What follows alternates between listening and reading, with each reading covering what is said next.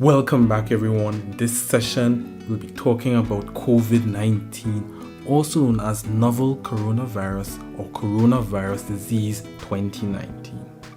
We'll discuss workplace hazard control measures that one can take to control the transmission of the virus. This session might be helpful to those who could not self-isolate and had to continue working as normal. It may also help those who are preparing to re-enter the workplace in the next couple of weeks. At the end of this session, you should be able to identify routes of transmission of the virus. You should also be able to apply the hierarchy of control to the management of the disease. So what is COVID-19? Now, the virus belongs to the family Coronaviridae. It has a characteristic ring of spikes in the envelope that gives it a characteristic crown appearance or corona type appearance. The incubation period for this particular disease is approximately 14 days. The incubation period is the time it takes for signs and symptoms to develop after one is exposed to the virus. After 14 days approximately has lapsed, the typical signs and symptoms include coughing, breathing difficulties, fever, and even body aches. If, however, you are immunocompromised in any way, whether you are diabetic or you are an HIV patient, or if you are a little bit older, this virus tends to cause more severe symptoms in these people. There are various routes by which this particular virus can be transmitted. The first route is person to person. So the COVID-19 virus is transmitted between people through close contact and droplets, not necessarily by airborne transmission. Large droplets from a coughing and or sneezing person who is infected would have to come into contact with you. Touching or shaking the hands of an infected person and then touching your mouth, eyes, or nose without first washing your hands can also result in a transmission of the virus. The other route of transmission is called fomite transmission, by touching surfaces or objects like door handles that have become contaminated with the virus, and then touching your mouth, eyes, or nose without first washing your hands can also result in you becoming infected with the virus. How long can the virus survive outside the body? So, for example, how long can the virus survive on door handles or the keyboards of your computers at work? How long can it really survive? Now, how long the virus can survive depends on several factors, including the surface itself, sunlight exposure levels, the temperature and humidity, and the cleaning products that may have been used to clean that particular surface. However, under most circumstances, the amount of infectious virus on any contaminated surface is likely to have decreased significantly after 72 hours has passed. The mortality rates from this virus is not uniform across the different age groups. If you look at the graph that is currently being projected here, you'll realize that the highest mortality rate is among the very old. There have been several comparisons in the media between COVID-19 and the common cold or influenza A and B. One factor we can use to compare the two is something called the basic reproduction number. This is an estimate of the average number of people who catch the virus from a single infected person. If you notice, the COVID-19 has a slightly higher basic reproduction number, which means it's a bit more infectious and contagious than the common flu or influenza A and B. Now, this value of reproduction number is not 100% accurate, as more information is coming on and people are researching the disease and the virus a little bit more, the reproduction number will become a little bit more accurate. So this is a fairly rough estimate as to what the basic reproduction number of COVID-19 is at the current moment. Now, how do we prevent or control the transmission and spread of this virus? There are certain categories of workers who are at higher risk than typical workers. These include healthcare professionals like our doctors or nurses, airline workers, border protection, solid waste, wastewater management operations. All those guys are at a higher risk. For most workers, the risk of infection is quite similar to that of the general public. All workers who have a higher potential for interaction with infectious people and contamination of the work environment may require a little bit more precaution than the average person. Stop. Administrative controls involve the use of policies, procedures, programs, and training to control a hazard. Some of the steps one can take, of course, to control the spread of COVID-19 is to actively encourage sick employees to stay home.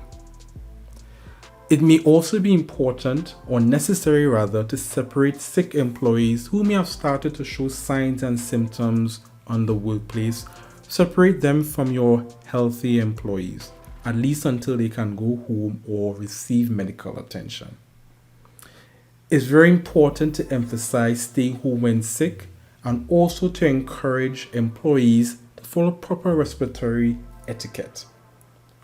And also use hand hygiene products so that they can sanitize their hands in case they may have come into contact with a fomite that contains the virus or shake hands with someone who may have been infected. It may also be very important to perform routine environmental cleaning, and we'll discuss in a slide coming up what do we mean by proper environmental cleaning. Now, one symptomatic, all surfaces that the person has come into contact with must be cleaned, including all surfaces and objects which are visibly contaminated with body fluids. All potentially contaminated high contact areas like toilets, door handles, and telephones must all be cleaned. Public areas where a symptomatic person has passed through and spent minimal time, but which are not visibly contaminated with body fluids, don't need to be specially cleaned and disinfected. So if a person would have passed through a corridor, there's no real need to disinfect that area. If a person becomes ill in a shared space, these should be cleaned using disposable cloths and household detergents according to current recommended workplace legislation and practices. Cleaning involves removal of germs, dirt, and impurities from surfaces, and removal of viruses as well. Now, cleaning does not kill them, but it lowers their numbers and risk of spreading infections. Cleaning, however, it does weaken the membrane or the surrounding of these viruses and bacteria, and it makes it a little bit easier for disinfecting products to actually kill them or destroy them. So with disinfecting, these products or these mechanisms actually kill the germs and kill the viruses. Actually, viruses are not technically alive, so they are not being killed, they're actually being destroyed. So disinfecting products can destroy viruses, it can lower their numbers and risk the spreading of these viruses and of the disease that they may cause. Diluted household bleach solutions, alcohol solutions with at least 70% alcohol can destroy the virus. It's very important that one wears disposable gloves when cleaning and disinfecting surfaces, and these gloves should be discarded after each cleaning. All waste that has been in contact with the individual, including used tissues and masks if used, should be put in a plastic rubbish bag and tied when full. The plastic bag should then be placed in a second bin bag and tied. It should be put in a safe place and marked for storage until the result is available. If the individual tests negative, this can be put in the normal waste. Otherwise, take special precautions to have it disposed of properly. All workers with reasonably anticipated occupational exposure to COVID-19 must be trained on a few topics. One, of course, is the source of exposure to the virus. Workers must also be trained on the hazards associated with that exposure, the symptoms, the signs of that exposure. They must also be trained on how to use PPE.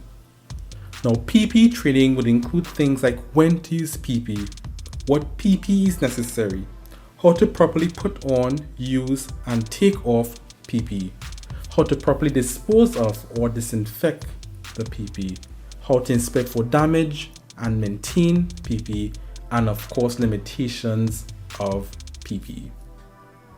There are several different types of PPE that can be used to reduce the transmission of COVID-19, including of course respirators like the N95 or FFP2 standard or equivalent.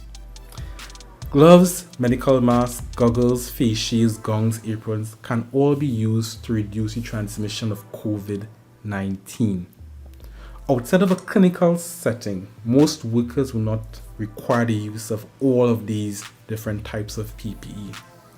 The two types of PPE that would be most common, of course, would be respirators, and you would have to use the N95 or FFP2, which would have been tested according to a standard to guarantee the protection required, and there would of course be the use of gloves.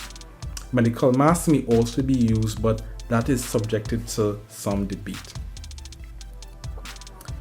Now, the surgical mask is loose fitting. It's a disposable device that creates a physical barrier between the mouth and nose of the wearer and potential contaminants in the immediate environment.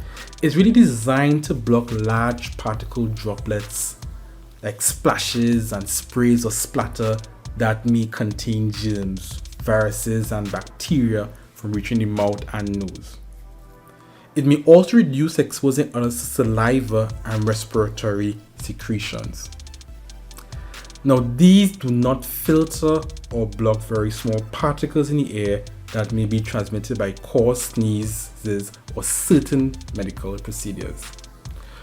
They do not provide complete protection from germs and other contaminants because of the loose fit between the surface of the face mask and the face.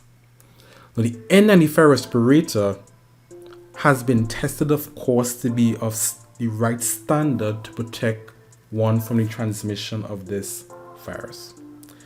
It's designed to achieve a very close facial fit and a very efficient filtration of airborne particles. The surgical masks do not filter the air particles the way N95 respirators do. These are designed to filter airborne particles. The product filters at least 95% of airborne particles but is not resistant to oil. Those respirators that are oil resistant, they would have a different letter. They would have a P and not an N. N95 respirators are certified to filter particles of at least 0.3 micrometers under a constant flow of 85 liters per minute. Of course, it was designed at that particular particle size and flow rate to mimic breathing under heavy workloads. So it's designed to filter particles of a minimum diameter of 0.3 micrometers. Lower than that, and you may not get the filtration that you would want in your respirator. Now, we know N95 respirators, they filter particles down to 0.3 microns with really good efficiency. But you may be asking yourself, is this good enough to protect me from COVID-19 or coronavirus disease 2019? Now, it's a very new virus that scientists are trying to work with and understand. But if we compare the performance of the N95 respirator under similar conditions as the coronavirus, then we may be able to estimate how well the N95 can protect us from COVID-19. Now, studies conducted by Hansch et al. In 2016, you can look at the full article in references. It found that 95% of viable H1N1 influenza aerosols were captured by the N95 respirator. The study also included some very critical limitations of the respirator, whereby there were leakages around the face seal, direct penetration through the filter, or leakage through other apertures, example penetration of the filters by staples used to secure the straps. If you compare the surgical mask to N95 respirator, now the official protocol is the N95 respirators is what you should use to protect against the COVID-19 transmission. Most importantly, the N95 respirator should be really used by people who are symptomatic.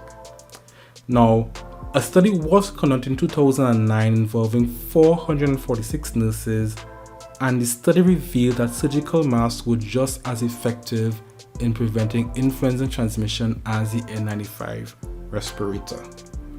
Now, I must underscore this by saying that the N95 respirator is the official, or it is the preferred or the standard protocol in terms of what you should use to prevent the transmission of the COVID-19. But interestingly enough, the study did reveal that it was not any better in preventing transmission than the surgical masks. Now, this study was actually born out of concern that in the case of a pandemic, N95 masks would be short or in short supply. And it actually encourages that if it's in short supply, then surgical masks may not be as bad of a second option as most people think that it is. Again, a reference to the study is below. You can check it out for more information. Now, if you're a general staff member, general staff members are not recommended to wear respiratory masks. They do not provide protection from the viruses as we think. Respiratory masks are only recommended to be worn by symptomatic passengers or symptomatic people to reduce the risk of transmitting the infection to other people. To date, there is no epidemiological information to suggest that contact with goods or products shipped from countries affected by the virus can actually be transmitted to persons handling them. The best way to reduce any risk of infection is good hygiene and avoid direct or close contact with any potentially infected person. Thank you guys, keep safe, and I hope everyone remains in good health.